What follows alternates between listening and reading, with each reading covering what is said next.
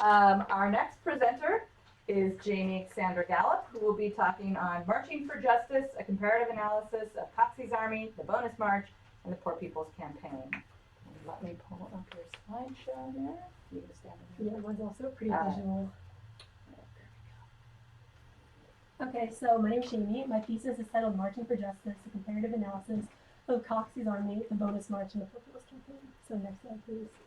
So my thesis is providing a comparison of 3 marches for economic relief and reform that advocated for those changes in some capacity. And yeah, so next slide, please. So the 3 marches, the first is Coxey's Army, which occurred in 1894 amidst the Gilded Age, and it's a group of unemployed workers, primarily from Pennsylvania and Ohio, marching on DC to demand a public works program that would help alleviate unemployment. And the second march is the Bonus March, which occurred in 1932 amidst the Great Depression. And it's a group of World War I veterans marching on the Capitol to demand early payment of a bonus they were promised in 1924. And then we have the Poor People's Campaign of 1968, which is sort of a derivative of the Civil Rights Movement led by Martin Luther King Jr., where they're advocating for addressing systemic poverty through an economic Bill of Rights and change. So next slide, please. So I was sort of led in my research process by a few questions in how Americans have used marching and protest as a means for achieving economic relief and reform, and how have these marches and these advocacy campaigns been received differently, and what do these receptions tell us about the perception of poverty and protest in general during these 3 extremely different eras. And then of course the overarching question is, well, what do these similarities and differences mean, and what do they tell us? So next slide, please. And so through these 3 marches, I sought to compare historical context, their goals and demands, the public response, the government response, and legacy, amongst like a few other things which I'll touch on more so in the chapters. Next slide, please. So my thesis statement is that despite their differences in structure, motive, and reception, these marches were quite similar in their even beyond their shared tactic of marching on Washington. Each march demanded federal intervention to alleviate hardship, faced a mix of support and criticism, and challenged prevailing perceptions regarding poverty and protest. And this comparative analysis underscores this idea that poverty has been a persistent issue in the United States, and over time, in extremely different areas, people have mobilized to protest and advocate for reform. So next slide, please. So the first chapter talks about Coxey's Army, which occurred in 1894, and I'll just provide a brief overview of this one. So the historical context is it's the Gilded Age, and it's an era of industrialism as well. Things have changed, and there's more industry, and we see robber barons and monopolies emerging during this era. And there's an increasing focus in the nation on the economy as we move out of the Reconstruction period. And we also see these laissez-faire and social Darwinist ideologies. And laissez-faire refers to the idea that the government should not be involved in the economy. And the president at the time of the march is Grover Cleveland, who by most metrics is very in favor of laissez-faire. And then social Darwinism is a little more extreme theory where they sort of suggest that people are somewhat deserving of being poor, and they use that to justify, we'll see that in a lot of the criticisms of Coxey's Army, people use that to justify and condemn the marchers. And of course their goals is proposed by Jacob Coxey, who's a populist, the most important populist figure in this chapter, of course, and he proposed the Good Roads Bill in 1892, that would sort of create infrastructure through a public works program and alleviate unemployment, specifically focusing on the road infrastructure and all that. And so he starts advocating for that in 1892. And then we get to the Panic of 1893, which is a major economic crisis, the worst they'd seen at this time. And people had not been sort of listening to his proposal. So he comes up with the idea to march on the Capitol and garner that national attention and get a different sort of force the government to respond. And the government does respond when they get there.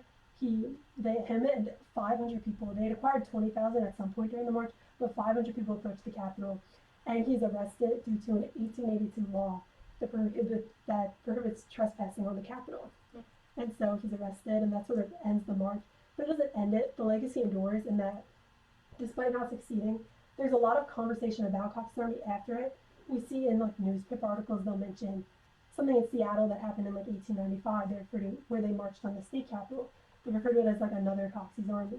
And then actually, even when discussing the Bonus March, which is the next chapter, there's a book from Walter W. Wooders, who's the leader of the Bonus March, where he mentions the issue of Cox's Army and how they failed. But he thinks the Bonus March will be different because it's a single issue platform, whereas Cox's Army is proposing this more like elaborate program. So next slide, please. And these are just examples of some of the public perception, which is sort of probably like the most important aspect of my chapters, where they sort of go over how the media responded to these marches and what that tells us about the perception of poverty and protest during the time. You can see from these three, the highlighted part specifically, a lot of the ideas condemning the march were social Darwinist or laissez-faire oriented, where these people were pitied or called poor. They call them tramps and vagabonds in a way to sort of discredit their movement and their ideology. And that affects the way people see it. So yeah, next slide please. And then the second chapter is the bonus march, which occurred in 1932, and this is a completely different era. We've had World War I, which is extremely important, considering the marchers in this movement are predominantly World War I veterans and their friends and family. So we've had World War I, and they were paid very little during the actual war effort. So in 1924, when amidst the Roaring Twenties, when there's this economic boom, for lack of better words, they sort of promised through the World War Compensation Act to pay them. It's $500 for people who served in the United States and $625 for people who served overseas to pay them. And that will be paid in the 1940s, which caused contention later. And this is also on the back of the progressive era, where we've seen change, and the Roaring Twenties, where we see women's rights and just more like freedom in certain aspects of the social realm of life. But that all comes to an end in the end of the decade with the Great Depression and the stock market crash. And by 1932, which is when the march occurs, unemployment nationally is at 23.6%, and will reach its peak in 1933 the next year. So it's a very different era than Cox's Army, which was still in an economic downturn, but it's on a completely different scale. And so Walter W. Woodard sort of creates this idea to lead these other veterans to march and demand an immediate payment of their bonus, believing that they deserved a sort of compensation for their war effort, especially considering after World War I, a lot of soldiers were left wounded, and someone was mentally disabled as well, and unable to work. And obviously, when we get to the Great Depression, unemployment rises, and being unemployed causes major struggle for these people. And the government responds to them marching on the Capitol by evicting them, which is a controversial thing. Hoover does face a lot of backlash for this, and that he loses the election a couple months later. So we see that play off a little bit. Next slide, please. Another thing I touch on in the 3 chapters is who the marchers are, and the bonus march compared to Cox's Army is significantly more diverse. We see it's a group of Black and white World War I veterans, and it's integrated completely, which is different than actually how they served overseas. They were very segregated there, but the march is integrated, and they march together and they encamp at Anacostia, which is actually interesting because Anacostia encampments were generally segregated at the time, and Cox's Army was a predominantly white movement, and then the Populist campaign, we'll see in a few minutes, was significantly more diverse, but this is a very mixed march. So, and these are just some photos. So next slide, please. And public perception for this march, perhaps more than like the other two, is very split, and there's a lot more supportive arguments as well. And some of that stems from this idea of the undeserving poor versus the deserving poor, and these men are veterans, and they sacrifice the country, and this is a veterans rank and file committee. It's created by veterans, and they argue in a couple of these paragraphs about how they fought for this country and they risked their lives. They can't work, and they deserve some sort of compensation for that. And that's a lot of the reason for some of the support, and that's some of the reason Hoover faces backlash for kicking them out, is because he's targeting veterans who had just, like a couple of decades prior, been overseas risking their lives for the country. But they also do face a lot of backlash, and this differs from Cox's Army a little bit, in the sense that World War I has happened, but so does the Russian Revolution and the Red Scare, and this is a labor movement. And we sort of start to see the link between radicalism accusations and communist accusations and the labor movement.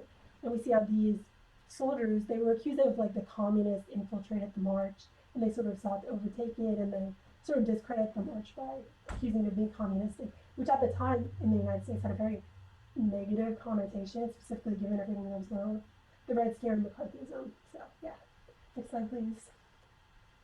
And the legacy, the march, they were evicted very forcefully, and that is part of the reason the legacy on this one is so controversial, because people were not very fond of what Hoover did here. He led the military in, and generals, they attacked the encampments. One of the generals actually was Eisenhower, which is interesting. But yeah, next slide please. And then we get to the Populist campaign, which is the last of the 3 marches. This is 1968, and a lot has happened between 1932 and 1968. We have the FDR and the New Deal, which completely changes the way the government interacted with the economy. Prior, we had these laissez-faire, or even Hoover, who was like very individualistic, and he wasn't laissez-faire, but he wasn't as involved in the government, in the economy as we see FDR. And that sort of changes the precedent and creates this idea to some that the government can and should involve themselves when poverty is an issue to alleviate that struggle from people. And we also see World War II and the Double V campaign, which sort of is a gateway into the civil rights movement, as black soldiers realized that they had fought overseas and they deserved those rights as well. And then the civil rights movement, and also counterculture of the 60s and everything, creates all these new ideas around protest and these new norms and normalizations of actions that in 1894 and 1932 were severities. So, and of course, the Poor People's Campaign itself is sort of a derivative of the civil rights movement. It's created in part by Martin Luther King, who sees it as an extension of the fight for civil rights. There are many people who believe that the civil rights campaign was completed in 1965 with the Voting Rights Act and all these legislative reforms, but King saw it as it would be impossible to have civil rights without while systemic poverty that disproportionately affected black people persisted in law and in the government. And so he comes up with this idea with a couple of other co-workers in the SCLC to create an economic bill of rights that would sort of guarantee employment or guarantee wages to those who can't work.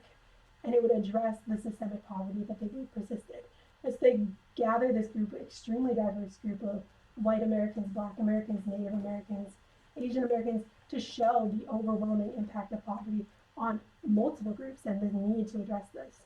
They set up an encampment in DC.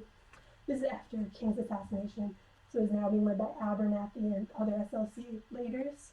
So it's a Resurrection City where they set up an encampment and they're there for a couple months until eventually the government sends, there's tear gas, the police go in with tear gas, and they sort of compel everyone to leave. And those people who didn't leave ended up being arrested. And this movement, even more so compared to others, had a really lasting impact in the sense that there's the Poor People's Campaign. There was a Poor People's Campaign in 2023 and I believe 2024 as well in DC, where they sort of emulated the ideas of King, and they marched on DC to sort of advocate for continued removal of poverty because it's clearly still an issue. So next slide, please. And these are more examples of the public perception. This chapter, more so than the other, the dissent and the disagreement with the march was way more varied because it came from people within the civil rights movement, as well as people who had an issue with this style of protest and people who had an issue with this kind of like government involvement in the economy in general.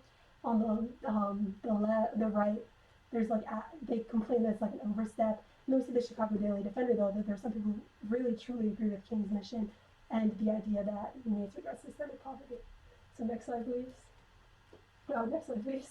So this is my conclusion. So we see throughout these three chapters the key similarities and the key differences. And the key similarities are obviously the issue of poverty and what all these protests with the same method are trying to address. And they have a shared desire to force action.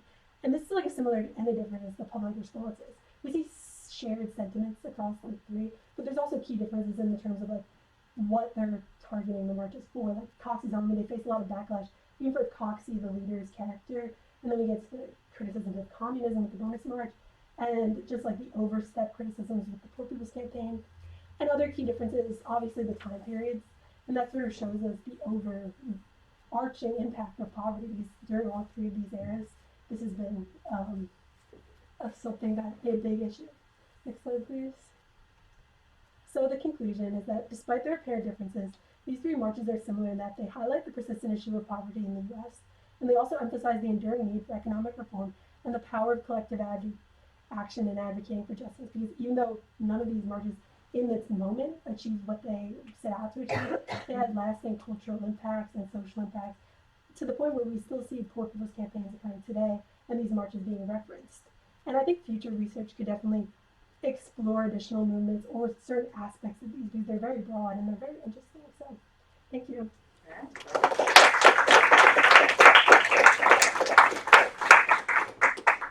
Any questions for Jamie?